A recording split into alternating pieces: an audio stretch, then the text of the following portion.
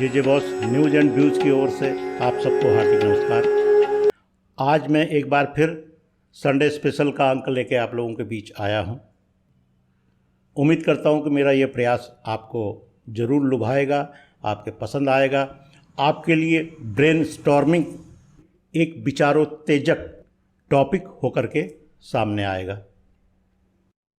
आइए बात करते हैं आज 3 मुद्दों पर। ये सीधे आपकी और हमारी ज़िंदगी से नहीं जुड़ा है, लेकिन हम लोगों की ज़िंदगी में उसी तरह से इसका महत्व है जैसे हम इस गणतांत्रिक देश में यानी कि रिपब्लिक व्यवस्था में हम अपना राष्ट्रपति चुनते हैं या उपराष्ट्रपति चुनते हैं। हम अपना एक अधिकार किसी एक व्यक्ति को देते हैं। हम जिला लेवल पर एक व्यक्ति को देते हैं, उससे पहले ब्लॉक लेवल पर देते हैं, उससे पहले हम ग्राम या नगर पंचायत या नगर पालिका या वार्ड लेवल पर हम किसी एक व्यक्ति को अपना अधिकार देते हैं, यानी कि ये जनप्रतिनिधि कहलाते हैं। ये अगर बड़ी पंचायतों की बात करें तो राज्यों में वो विधानसभाएं हैं, कुछ जगह पर वो विधानमंडल हैं, और देश के स्तर पर बात करें तो सर्वोच्च पंचायत है, वो संसद है, लोकसभा और राज्यसभा उसके सदन हैं। मैं अब 3 सवाल आपके सामने रख रहा हूं और उसके संबंध में अपनी कुछ बातें मैं रखूंगा। हो सकता है मेरे इस वीडियो को सुनने के बाद या सुनने के दौरान आपके मन में भी विचार आएं, आप अपनी एक अलग राय बनाएं या मेरी तरह की राय बनाएं या कुछ मिलती जुलती बातें हों, लेकिन आपकी भी राय होनी चाहिए, आपको भी समझना चाहिए, क्योंकि हम और आप हर 5 साल में अपना भविष्य उन जनप्रतिनिधियों के हाथ में देते हैं जिनको हम समझते हैं कि ये हमारी तरफ से शासन चलाने के लिए या शासन तक हमारी बात पहुंचाने के लिए एक समर्थ व्यक्ति है, एक योग्य व्यक्ति है। इससे पहले कि मैं 3 सवाल आपके सामने रखूं, मैं ये संदर्भ या रेफरेंस देना चाहता हूं कि पिछले 1 हफ्ता 10 दिन से आप हमारे संसद में यानी कि पार्लियामेंट में देख रहे हैं कि हंगामा हो रहा है। मानसून सत्र के दौरान कहीं बहस जैसी कोई चीज़ नहीं आ रही है, कार्रवाई हो रही है, कोई तख्ती दिखा रहा है, कोई शोरगुल कर रहा है, कोई बाहर आकर के गांधी जी की प्रतिमा के सामने अनशन कर रहा है, आंदोलन कर रहा है। एक उसको कहते हैं कि रिले एजिटेशन, यानी कि आज आप बैठो, कल हम बैठेंगे, परसों कोई और बैठेगा। ये एक रिले जो होता है, आप लोगों ने भी देखा होगा, 400 मीटर दौड़, 200 मीटर दौड़, जो बैटन होती है वो एक दूसरे को पकड़ाई जाती है। तो विपक्ष आज उस भूमिका में है और कभी कभी सत्ता पक्ष भी इस भूमिका में आ जा रहा है। वो विपक्ष लामबंद न हो या विपक्ष कोई बात न रख पाए, उससे पहले किसी दूसरे मुद्दे को उछाल दे रहा है ताकि वो दिग्भ्रमित हो जाए और वो अनगाइडेड होकर के काम करने लगे। संदर्भ आप समझ गए हैं, पार्लियामेंट है, मानसून सेशन है, और पिछले हफ्ता 10 दिन से जो ये मानसून सेशन हमारा चल रहा है, 2 दर्जन के आसपास हमारे सांसद जो लोकसभा और राज्यसभा दोनों के हैं वो निलंबित हो चुके हैं और सदन में कार्रवाई भी चल रही है, सरकार के बिल पास हो रहे हैं, लेकिन उसमें विपक्ष की भागीदारी नहीं है। अब मैं आपके सामने सवाल कर रहा हूं, सोचिएगा। नंबर 1, क्या एंटी डिफेक्शन लॉ यानी कि दल बदल विरोधी कानून देश की संसद तथा विधानमंडलों में अच्छी बहस या देश की संसद और विधानमंडलों की अच्छी कार्यवाही के लिए बाधक साबित हो रही है, अवरोध साबित हो रहा है? पहला सवाल है। दूसरा है, देश की लोकतांत्रिक व्यवस्था में अच्छे वक्ताओं यानी कि जो हम ओरेटर कहते हैं, वक्ता हैं, स्टार ओरेटर्स, स्टार स्पीकर्स की क्या कमी आ गई है क्या, या हमारी ये जो व्यवस्था है उसमें स्टार स्पीकर्स को या जो ओरिजिनल ओरेटर्स हैं उनको पीछे किया जा रहा है, और जो लोग चिल्लपो मचाते हैं, जो हल्ला करते हैं, या जो गलियों की नेतागिरी करके चिल्ला करके अपनी बात कहना चाहते हैं, उन लोगों को आगे किया जा रहा है। ये दूसरा सवाल है। यानी कि दूसरे सवाल में यह है, क्या हम स्टार ओरेटर्स को, स्टार स्पीकर्स को, अच्छे वक्ताओं को खो रहे हैं? तीसरा सवाल है, क्या विषयगत विरोध, यानी कि किसी मुद्दे का विरोध हो रहा है, या उसकी जगह जनप्रतिनिधि अब संस्थागत, यानी कि अपनी पार्टी की जो पार्टी लाइन है उस कारण विरोध कर रहे हैं, और उस विरोध या उस समर्थन के पक्ष में गलत सही राय रख रहे हैं। उस गलत सही राय में कई बार फैक्ट्स भी वो ट्विस्टेड हो जाते हैं, या फैक्ट्स को भी नज़रअंदाज कर दिया जा रहा है। तो क्या पार्टी लाइन जरूरी है, या इन सर्वोच्च पंचायतों यानी कि संसद, पार्लियामेंट और विधानमंडलों में क्या जो जनप्रतिनिधि हैं उनको अच्छी बहस करके उसके पक्ष में और विपक्ष में अच्छे सवाल उठा करके और अपने तर्क रख करके अपनी बात को अंजाम तक पहुंचाना चाहिए। हाल में संसद में जो हुआ है, आप रोज़ बरोज़ टीवी पर या इंटरनेट पर या यूट्यूब पर या किसी अन्य सोशल मीडिया प्लेटफॉर्म से आपको सारी जानकारी मिल रही है, क्योंकि आप जागरूक हैं। मैं उस चीज़ को दोहराने नहीं जा रहा हूं। संसद या विधानमंडलों की बहस को लेके पिछले 8-10 सालों से चर्चा काफ़ी हो रही है कि ये बहस बहुत सकारात्मक नहीं हो रही। मुझे याद है 1989 और उससे कुछ पहले कई बार बहुत अच्छी बहसें हुआ करती थीं, वो चाहे संसद हो चाहे विधानमंडल हो। चूँकि मैं प्रिंट मीडिया से रिलेटेड रहा हूँ, तो हम लोग संसद के प्रश्नोत्तर या विधानमंडल के प्रश्नोत्तर की खबर को बनाते थे। इसी तरह से जो क्वेश्चन आवर है, जिसमें सवाल पूछते हैं प्रतिनिधि और उनके सवालों का जवाब सरकार के मंत्री देते हैं, वो भी एक गरिमामय ढंग से हुआ करता था। लेकिन आज के दौर में स्थिति ये है कि संसद में 2016 के बाद से कोई भी एडजॉर्नमेंट मोशन यानी कि कार्य स्थगन जो प्रस्ताव है, जिस पर विपक्ष बहुत जल्दी में बहस कराना चाहता है या सरकार का जवाब चाहता है, वो किसी भी पीठासीन अधिकारी ने पारित नहीं किया है। इसके पीछे कारण क्या है पता नहीं। क्या विपक्ष कमज़ोर हो गया है, या सरकार नहीं चाहती है कि कार्यस्थगन प्रस्ताव पारित किए जाएं और कार्यस्थगन प्रस्ताव पर सरकार को जवाब देना पड़े?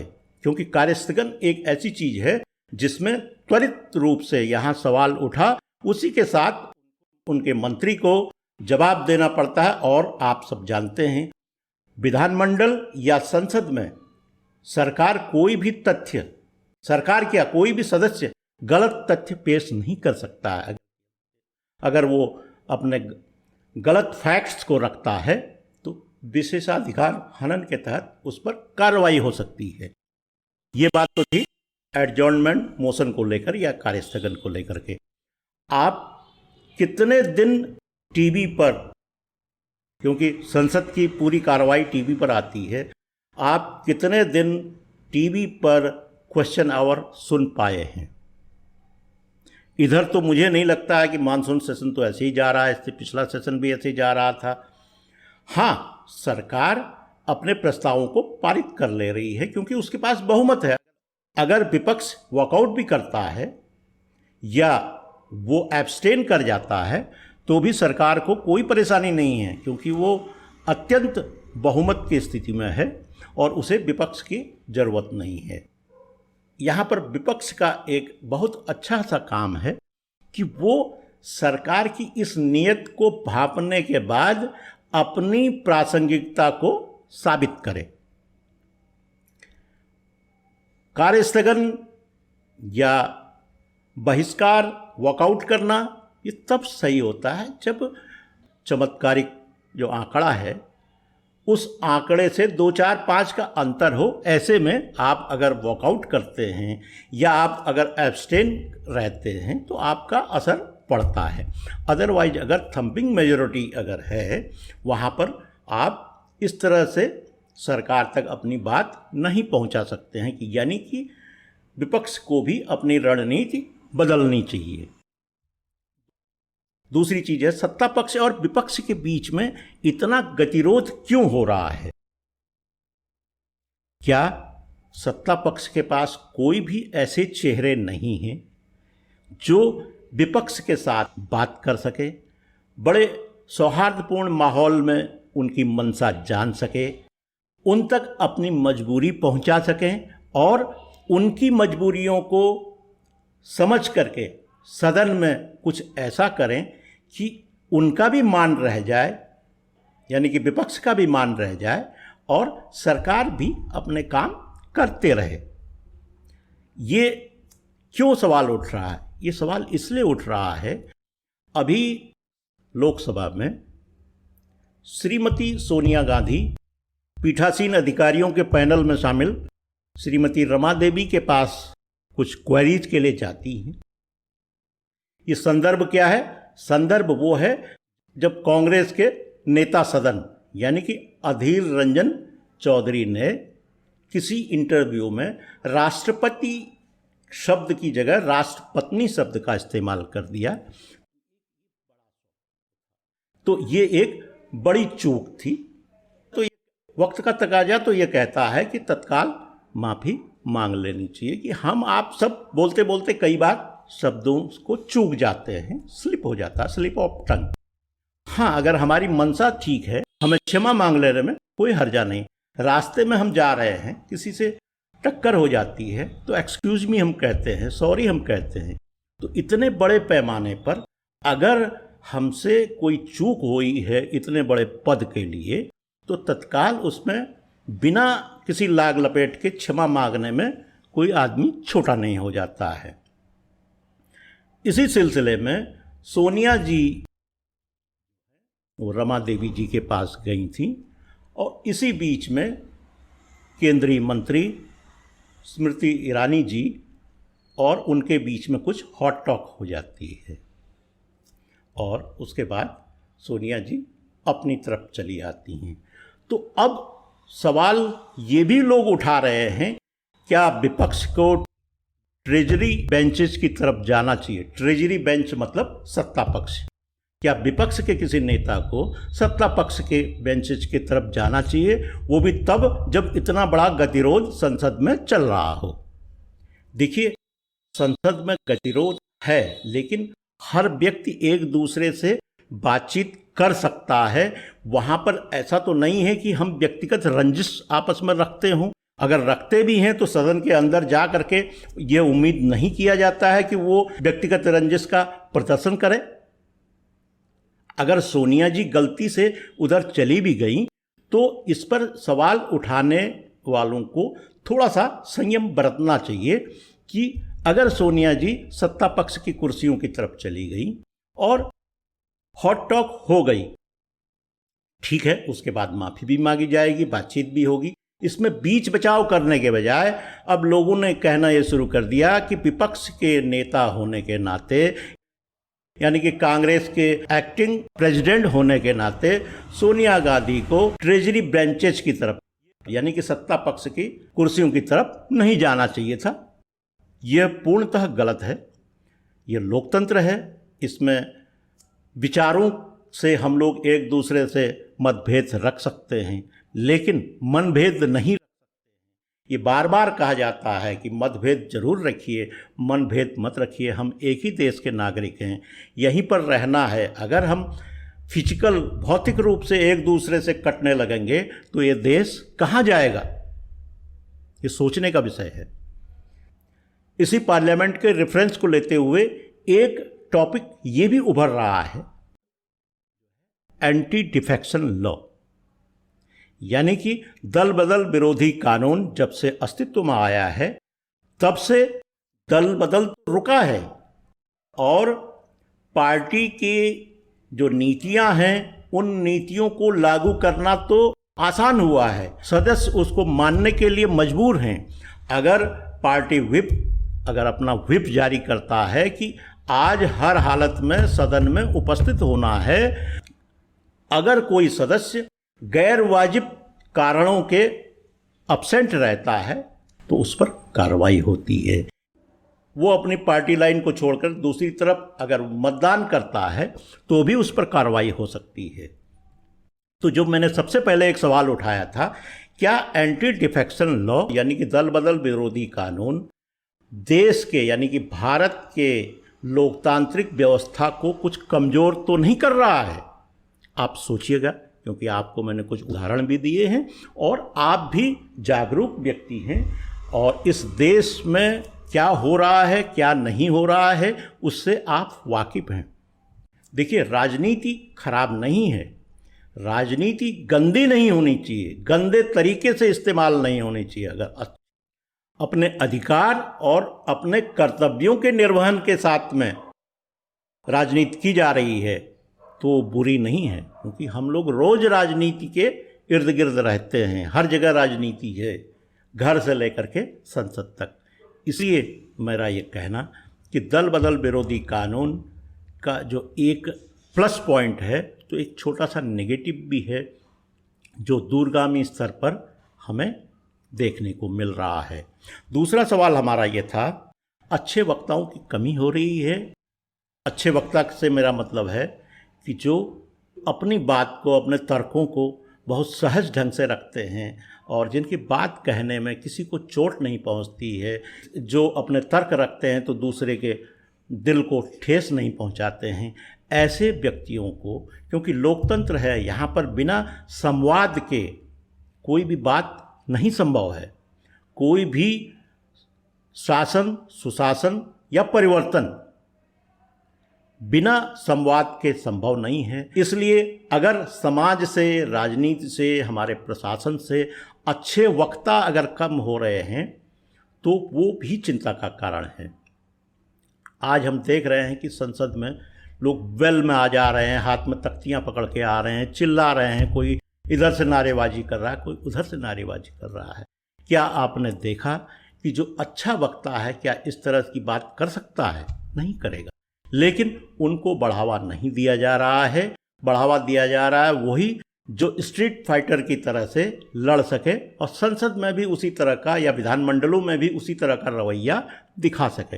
लेकिन इसका दूरगामी परिणाम लोकतंत्र के लिए अच्छा नहीं है, क्योंकि लोकतंत्र में गर्मा गर्मी नहीं, एक ठंडे दिमाग से काम करने की जरूरत होती है। तीसरी चीज है जो अब तक आप समझ भी गए होंगे कि विषयगत विरोध के बजाय संस्थागत विरोध। संस्थागत यानी कि इंस्टीट्यूशनल अपोजिशन, यानी कि जो पार्टी तय कर देती है वो सबको मानना है, लेकिन उसमें हो सकता है कि उन्हीं की पार्टी का कोई व्यक्ति अच्छी राय देता हो, वहाँ भी कहीं मंथन नहीं होता है। पार्टियों में अब वो लोकतांत्रिक जो व्यवस्था है वो देखने को बहुत कम मिल रही है। सीधे नियुक्ति होती है। आप मुख्यमंत्रियों की नियुक्ति को देखिए, विधायकों से बातचीत का तो एक सिर्फ जो है थोड़ा सा औपचारिकता निभाई जाती है, लेकिन कहा जाता है कि जो पोस्टिंग है या अगला नाम जो तय करेंगे वो आला कमान करेगा। क्या ये इसी के लिए हमें लोकतंत्र की व्यवस्था की थी? लोकतंत्र तो वो है जहां जनप्रतिनिधि अपनी बात रखें और उनकी बात के आधार पर कोई फैसला हो। जो हम पंचायत लेवल की बात करते हैं कि ग्राम पंचायत अपने आप फैसले ले, जहाँ की सब लोग एक दूसरे के खिलाफ हो सकते हैं या एक दूसरे को जानते हैं, एक दूसरे का विरोध करने में सबको परेशानी हो सकती है, क्योंकि सीधे दुश्मनी हो सकती है। हम कहते हैं कि ग्राम पंचायतों में सीधे सीधे फैसले होने चाहिए, और जब विधानमंडलों की बात आती है तो वहाँ पर हम परोक्ष रूप से फैसले लेते हैं। ये जो व्यवस्था है इस पर भी बदलाव आना चाहिए।